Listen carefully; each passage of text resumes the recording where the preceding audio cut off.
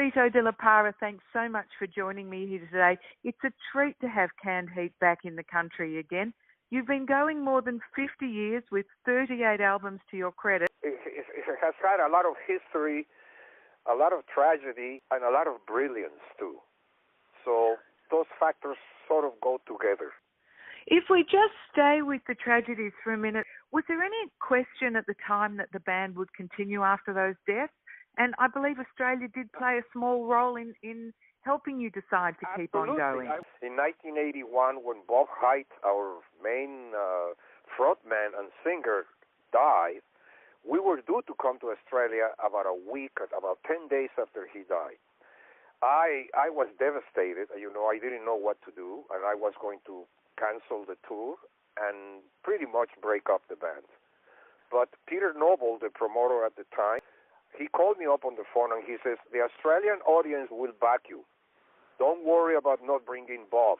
Bring a good band, get yourself another front guy, and come to Australia. So I took the chance and I decided to come to Australia. And I remember telling Henry, our guitar player, I told him, if the Australian audience accepts us and we do good, we'll keep the band going. If the Australian audience throws eggs and tomatoes at us, then then we won't continue with the band.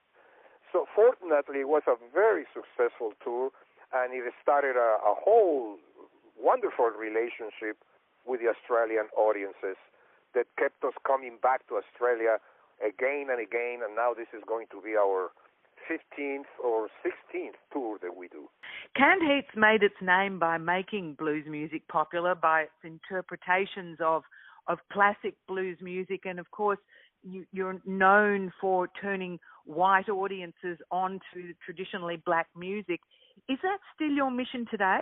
That was our main mission, and that's what we always wanted to do.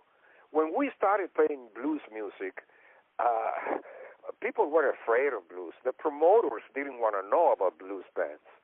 It was a very, very specialized type of music to be playing, and you had to really love it because we were not making any money, of course. Now, all of a sudden, On the Road Again breaks through in Texas one day in 1967, and we 68 actually. And we couldn't believe it. We actually put a country blues song on the top 10 worldwide. That's what we wanted to do. We were the band that married country blues with rock and roll. The blues have really stood the test of time, though. Why do you think that is? Well, the blues will never go away. The blues will never be famous like pop music, okay? It's not going to be on the top 10, and in order for you to get into the blues, you have to really educate yourself and get into the music.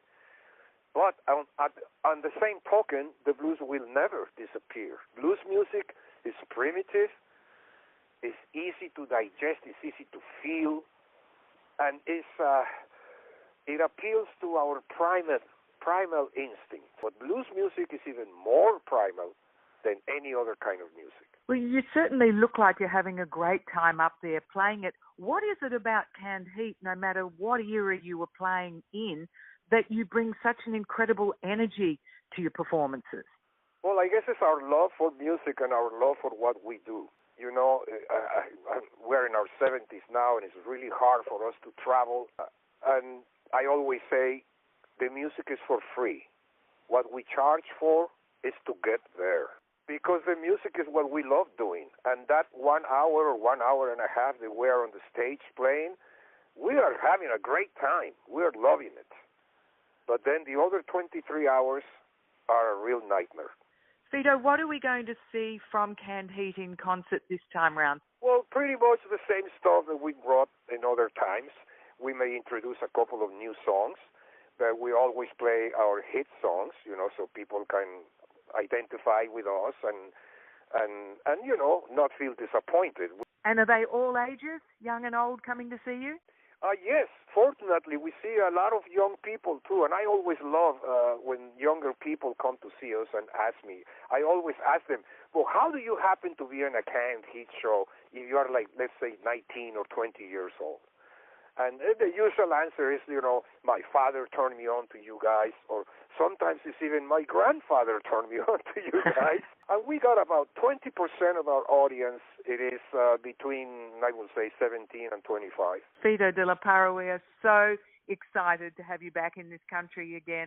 I'm going to do it until I drop. As I always say, musicians don't retire.